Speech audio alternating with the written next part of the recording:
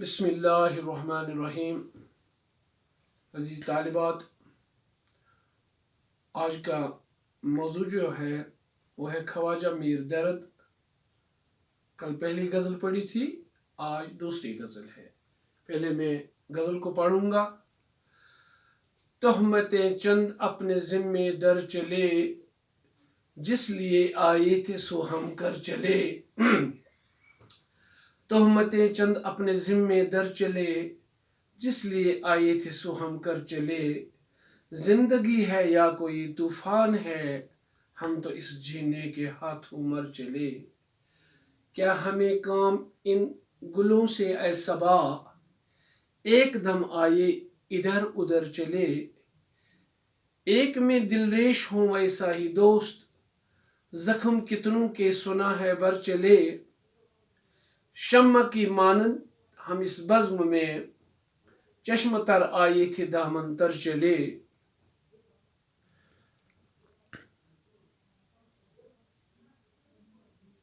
ساکیاں یہاں لگ رہا ہے چل چلاؤ، جب تلک بس چل سکے ساگر چلے۔ درد کچھ معلوم ہے یہ لوگ سب، کس طرف سے آئے تھے کدھر چلے۔ اب ہے پہلے شعر کی تشریح۔ شاعر خواجہ میر درد اس شعر میں فرماتے ہیں کہ اس دنیا میں آ کر انسان نے اپنی غلطیوں کی وجہ سے کہیں الزام اپنے سر لیے۔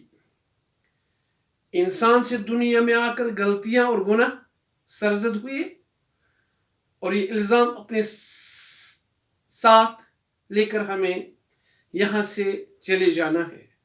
گویا دنیا میں انسان اسی لیے آئے تھے کہ کچھ الزامات اور گناہ اپنے سر لیں۔ سو یہ کام ہم نے کیا اور اپنے سر لی ہوئی تہمتیں لے کر یہاں سے رخصت ہوئے۔ بالفاظ دیگر شاعر اس شعر میں دنیا میں آنے کا اصلی مقصد بیان کرتے ہیں کہ انسان جس مقصد کے لیے تخلیق کیا گیا تھا وہ مقصد اس سے پورا نہ ہو سکا، بلکہ الٹے الزامات لے کر یہاں سے چلا گیا۔ دوسرا شعر ہے، زندگی ہے یا کوئی طوفان ہے، ہم تو اس جینے کے ہاتھوں مر چلے۔ شاعر خواجہ میر درد اس شعر میں زندگی کی بے ثباتی کا ذکر کرتے ہوئے فرماتے ہیں کہ انسانی زندگی کسی طوفان سے کم نہیں۔ گویا انسان طوفان کی طرح اس دنیا میں آئے اور چلے گئے، یعنی انسان کو دنیا میں سکون سے ٹھہرنے کا موقع نہیں ملا، بس آئے اور ساتھ ہی واپس چل پڑے۔ تیسرا شعر ہے، کیا ہمیں کام ان گلوں سے اے صبا، ایک دم آئے ادھر ادھر چلے۔ شاعر خواجہ میر درد اس شعر میں صبح کی ہوا سے مخاطب ہو کر فرماتے ہیں کہ ہمیں دنیا کے باغ میں موجود طرح طرح کے پھولوں سے کوئی واسطہ نہیں ہے، کیونکہ ان پھولوں کو دنیا میں پائیداری اور ثبات حاصل نہیں ہے۔ دنیاوی چیزیں مٹ جانے والی ہیں اور جلدی ختم ہونے والی چیزیں ہیں، اس لیے ہمیں ان سے کوئی واسطہ نہیں رکھنا ہے، ان کے ساتھ دل نہیں لگانا ہے اور لگاؤ نہیں رکھنا ہے۔ انسان کو واسطہ اور لگاؤ اس چیز سے رکھنا ہے جو پائیدار ہو اور ہمیشہ ہمیشہ قائم و دائم رہنے والی ہو۔ قائم اور پائیدار رہنے والی ذات صرف اللہ کی ذات ہے۔ انسان کو چاہیے کہ اسی سے اپنا تعلق استوار کرے، کیونکہ وہ کبھی ساتھ نہیں چھوڑتا۔ باقی دنیاوی چیزیں طوفانی ہیں، ساتھ چھوڑ دیتی ہیں۔ لگاؤ اور تعلق صرف खुदा की ज़ात से ही रखना चाहिए।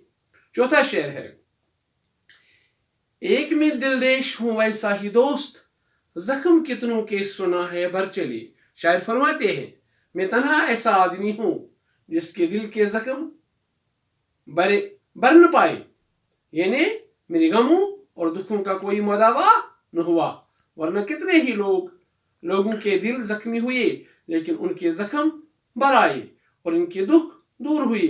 यानी सदमे की वजह से मेरे दिल पर बेहद असर पड़ा और लाख बुलाने पर भी वो सदमा न बुला सका। शायर फरमाते हैं, मैं ऐसा बदनसीब हूं कि मेरे दिल का जख्म हरा ही रहा और मेरे दुख कभी खत्म न हुए। पांचवा शेर है, शम्मा की मानद हम इस बज़्म में चश्म तर आए थे दामन तर चले।